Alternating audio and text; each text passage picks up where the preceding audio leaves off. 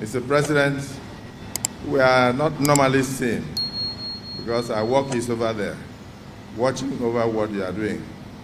I can confirm once again that with this commissioning today, you have proven to us that whenever the National Assembly says we are doing well, we are always right. So congratulations, Mr. President. I don't need to speak because they say action speaks louder than words. I just want to cast your mind back to the National Convention of the APC that brought you into office. At that convention, I was privileged to make a remark, and I referred to a young blind girl called Helen Keller. She was the first young person to use the braille in Radcliffe University in California. She used the braille to get first class. And when the press accosted her after making the convocation speech, and they asked her, instead of asking her, how did you achieve this? They went in a mischievous way to ask her, what do you think could be worse than being blind? And the young lady looked at them without hesitation. She responded to say, to have sight and no vision. To have sight and no vision. To have sight and no vision. In you, Mr. President, we have a president who has both sight and vision. And this, for me, is something I must advise our governors, particularly those of them who are on their second terms. Do not give power to anybody who is not looking for power. Don't give power to anybody who is not prepared. Don't go hiding in your heart that this boy is very subservient. He's always kneeling down when he's talking to me. The wife is always rolling on the floor. I think I should make this one the governor. If you do that, you are giving power to somebody who is not prepared for governance, and they will disappoint you. That is where betrayals normally start. I'm just trying to advise.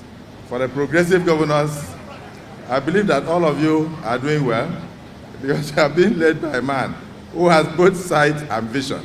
I was in Ogun State, Mr. President, to close the National Sports Festival. And I must salute the efforts of Dr. Biodun Sion, the governor of Ogun State. He represented this nation very well. Your Excellency, the governor of Ogun State, I'm very proud of what you are doing. May God continue to bless you.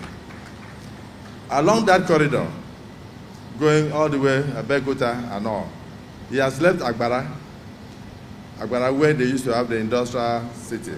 He's creating a new industrial city. One of the ones I saw, he has 10,000 hectares of cotton.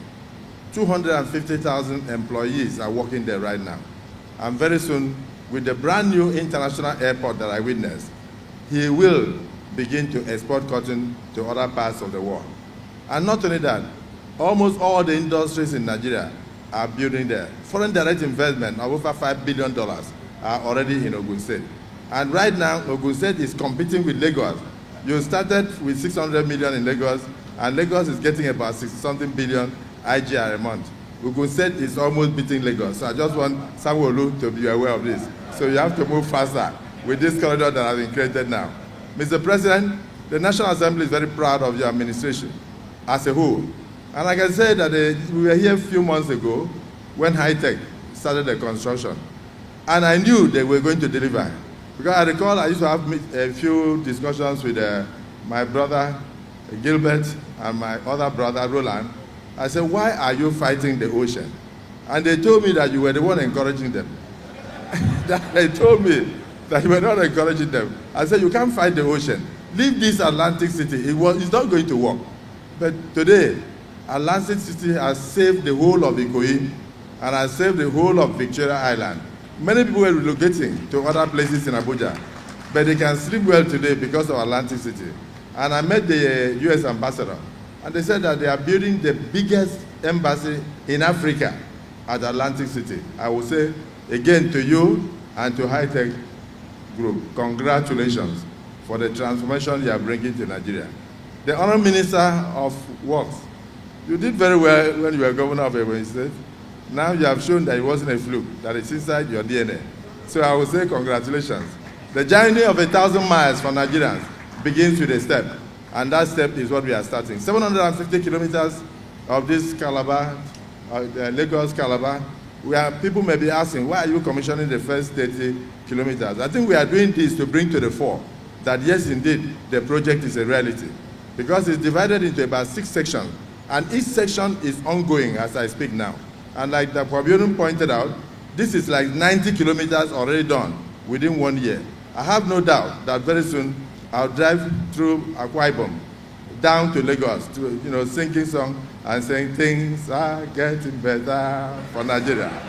Things are getting better. For Asiwaju is on the throne, things are getting better, things are getting better, things are getting better. Mr. President, things are getting better. Hey, I said, things are getting better for Nigeria. For Nigeria is on the way, progressive government, things are getting better. Asiwaju, congratulations.